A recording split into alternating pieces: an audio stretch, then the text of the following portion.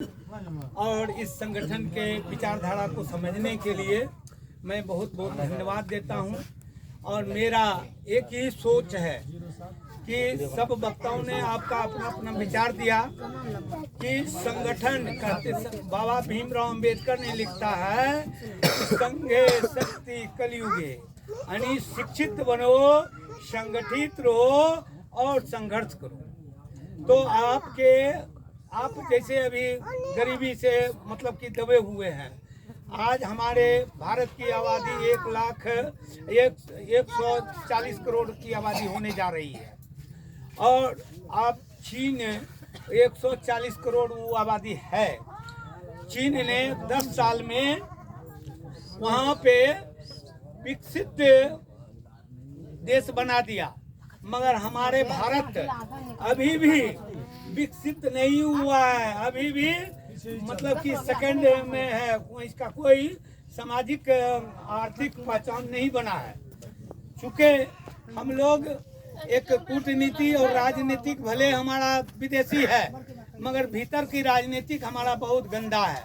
जैसे हमारे आदरणीय गोपाल बाबू ने आप लोगों को बताया कि सामंतवादी विचारधारा जो है हर समाज में पनपा हुआ है पीढ़ी बाय पीढ़ी। इस सामंतवादी विचारधारा को हम लोग कुचलने के लिए जब तक संगठित नहीं होंगे तब तक हम अधिकार से वंचित रहेंगे।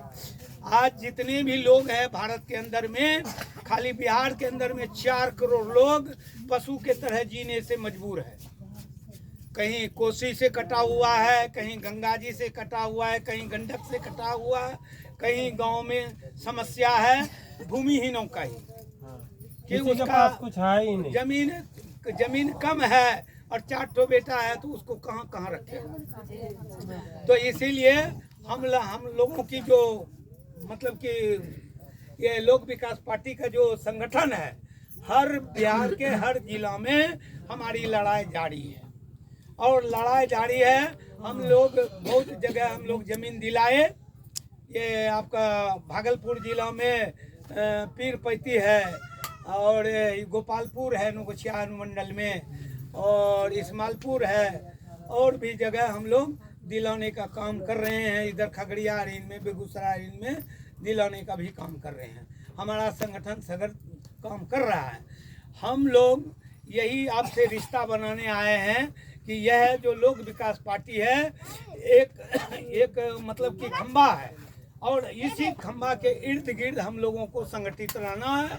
और संगठित रहेंगे तो आपकी बारी बारी एक एक समस्या का निदान हो सकता है। हमारी दूरी और आपकी दूरी रहेगा। हम आप खाए हैं कि भूखे हैं कि प्यासे हैं, हमको क्या मालूम है। तो इसलिए हम लोग चाहते हैं कि एक परिवार बनिए और दुख सुख की भागीदारी, दुख सुख की चर्चा हम लोग समय समय पे करते रहें। इसी तरह से मीटिंग में आए महीना 2 महीनों में और हमारी समस्या हो, हम लोग समस्या का समीक्षा करेंगे। और जहाँ तक की रही हमारी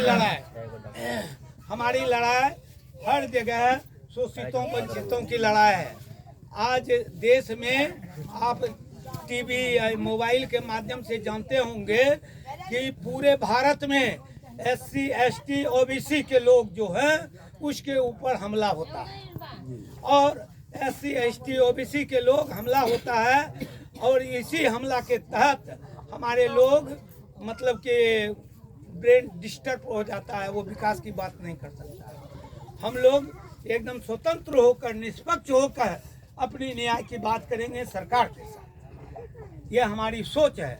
और जहाँ तक की रही हमारी शोषण यहीं से नहीं होता है, गांव से ही नहीं, पूरे भारत में भारत सरकार के द्वारा, बिहार सरकार के द्वारा हमारा शोषण होता है।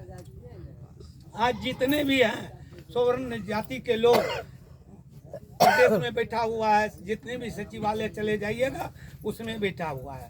जैसे क्रीमिलियर के मतलब नहीं समझते हो, जो 8 लाख से एवं रुपया जो कमाता है उसको आरक्षण का लाभ नहीं दिया जाता है।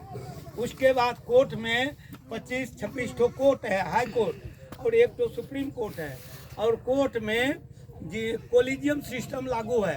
250 परिवार के लोग जो उच्च जाति के लोग हैं वही वहाँ पे जज बनता है। हम लोगों को, गरीबों नहीं को, कोई बेटा पढ़ा लिखा लीजिएगा। हमारे आदरणीय बोले कि हम लोग पढ़े लिखे हैं, हमारा बेटा बेरोजगार बन के घूमता है। क्यों कि हम लोगों का समीक्षा सरकार नहीं करती है कि कितने बेरोजगार हैं, कितने रोजगार वाले हैं, किसको क्या समस्या है, कोई सुनने के लिए तैयार नहीं है। आपने सुने होंगे मोदी ने 1 साल पहले बोला था कि पकोड़ा छापिए। अब पीएचडी कर लेगा, इंजीनियर बन जाएगा, डॉक्टर बन जाएगा, अब उसका बेटा पकोड़ा छापेगा। अब बताइए एक विद्यार्थी को पढ़ने में कम से कम 50 लाख 60 लाख 1 करोड़ तक लगता है। डॉक्टर बनाइएगा 1 करोड़ तक लगेगा, शुरू से लेके अंत तक। तो इस समस्या को सुलझाने के लिए आप लोग जब तक कि अपनी आवाज रोड पे बुलंद करने का काम नहीं करेंगे तब तक आपको अधिकार नहीं मिलेगा। आपकी समस्या जो है, आजकल भ्रष्टाचार युग हो गया है, अफसरशाही हो गया है।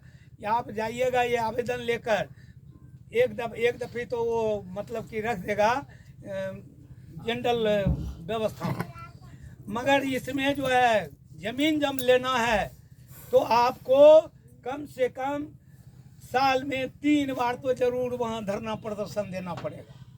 जब तक उसको लाठी नहीं दीजिएगा, जब तक उसके ऊपर हमला नहीं कीजिएगा, तब तक आपको अधिकार नहीं मिलेगा। जब आपको सबल और सक्षम हो जाइएगा लड़ने में, तब आपको वो कालर पकड़ के खींच के कहिएगा चलिए मेरी समस्या, अब मेरे अधिकार की बात करिए गांव में। अगर जो नहीं आएगा प्रशासन तो हम लोग मतलब कि अभी धीरे धीरे हम लोग लाठी भी बजाने का काम करेंगे, अफसर को तालाबंदी भी करने का काम करेंगे। जैसे तालाबंदी होगा तो चला जाएगा पटना न्यूज़, अब पटना आएगा तब वहाँ मुख्यमंत्री या सारे मीडिया वाले मतलब कि आपकी खोज करेंगे। तो सबसे बड़ी बात है कि आप जितना आसान से वोट दे देते हैं उतना आसान से आपके साथ सरकार समझौता नहीं करती। आप चाहे 10 रुपया में बिक कर देते हैं, 50 रुपया में बिकते हैं, कोई दारू में बिक जाते हैं और आप वोट देते हैं। अच्छे पदाधिकारी, अच्छे नेता का चुनाव नहीं हो सकता है और सारे पार्टी वाले नेता को गुलाम बना के रखा है कि आप अपनी समस्या आपसे जो भी हो हल्का फल्का समाप्त कीजिए। आप विधानसभा में, लोकसभा में आप अपने क्षेत्र का समस्या सुनने के लिए तैयार नहीं। जब नेता ही नहीं आपका अगुवाई करेगा तो वोट काहे के लिए लेगा। और सारे व्यवस्था आजकल हो गया अवसरवादी, लोग काम नहीं करेगा आपका, आपको 10 टका 20 टका देकर 5 साल में एक दफी आएगा, हाथ जोड़ेगा, कह देगा कह लीजिए बच्चा के लीजिए, जो दारू पीने वाले भाई है दारू पिलाएगा, जो 200 टका लेने वाले हैं कहेगा कि आपके घर में कितना है 10 तो बहुत, तो उसको 1000 रुपया दे देगा। तो सबसे बड़ी बात है कि आपकी जब तक कि अग्रणीय सोच नहीं होगा, अग्रणीय लड़ाई नहीं होगा, तब तक आपका विकास नहीं होगा। विकास के लिए आपको हर वक्त अपने कदम बाय कदम मिलाकर लड़ना पड़ेगा। आप देखिए उच्च जाति के लोग जो होते हैं वो है जब बच्चे को पढ़ाने के लिए भेजता है तो 5वां 6वां में रहता है ना बच्चा, तो उसको क्या कहता है कि क्या बनोगे, इंजीनियर बनोगे, डॉक्टर बनोगे या कलेक्टर बनोगे। इस तरह का मतलब कि भाषा बोलकर बच्चे की उत्तेजना जगाता है। और जब उत्तेजना जग जाता है तो इंटर जब कर लेता है तब वो निर्णय लेता है कि हमको इंजीनियर बनना है या डॉक्टर बनना है, ओवरसियर बनना है कि पुलिस में जाना है। इस तरह की समस्या उनके अंदर में जगना शुरू हो जाता है। जो परिवार मेंटेन करने वाले हैं तो परिवार मेंटेन करके उसको शिक्षा दे देता है। तो हम लोग, हमारी जो सोच है कि आप लोग संगठित होइए और आवेदन लिखा जाएगा और आप लोगों को बारी बारी, अगर जो आपके एक माता पिता है 4 बच्चा है तो चारों बच्चा का नाम लिखाइए। इसलिए कि जमीन रोज बांटा नहीं जाता है, रोज दिया नहीं जाता है। और ज़मीन आपको सारे बच्चा को मिलेगा। हम लोग सरकार से यही व्यवस्था रखते हैं कि 10 डिसमिल ज़मीन, समझे ना, ऐसे 3 डिसमिल और 5 डिसमिल दे रहा है बहुत जगह, समझे ना। और 10 डिसमिल ज़मीन इसलिए दीजिए कि घर भी बनेगा, किसान का मजदूर है, गरना लकड़ी भी रखिएगा, गाय भैंस भी रखिएगा उसी ज़मीन में। और उसके बाद आपको जैसे पर्चा मिलेगा उसी आधार से इंदिरा आवास का आपको उसी पर्चा पे आवंटन होगा पक्का मकान, समझे ना। और आप नेट पे भी देख सकते हैं, मोबाइल में देख सकते हैं कि 2007 में नीतीश कुमार ने 18 लाख एकड़ जमीन का एक्वायर किया है कि सरकारी भूमि बिहार के अंदर में 18 लाख एकड़ है। और गरीबी को भी उन्होंने एक्वायर किया है कि मात्र 16-17 लाख मतलब कि गरीबी है। तो कहने का भाव यह है कि आप एकदम आवेदन बनाइए और आप अपना मनोबल नहीं कमाइए, हिम्मत के साथ रहिए और संघर्ष करिएगा तो अवश्य सफलता मिलेगा। अगर जो एक दफे गए धरना में, दूसरे बार आप अपना मीटिंगों में आने के लिए हो, क्या होगा? कुछ नहीं होगा। जब है कह दीजिएगा कुछ नहीं होगा तो समझ लीजिए कुछ नहीं होता है। क्यों आप आए हैं अपने हक की लड़ाई लड़ने के लिए, और लड़िएगा, अधूरा लड़िएगा तो अधूरा बच्चा कभी भी परीक्षा में पास नहीं हो सकता।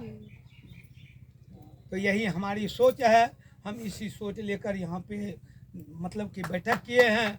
और इस बैठक के तहत आप लोग मतलब कि सक्रिय रूप से रहिए और मैं आपको वचन देता हूँ कि हर समस्या का निदान होगा, आपको जमीन मिले। मैं इतना ही कहकर अपना वक्तव्य समाप्त करता हूँ। हमारे अध्यक्ष महोदय बताएंगे और विशेष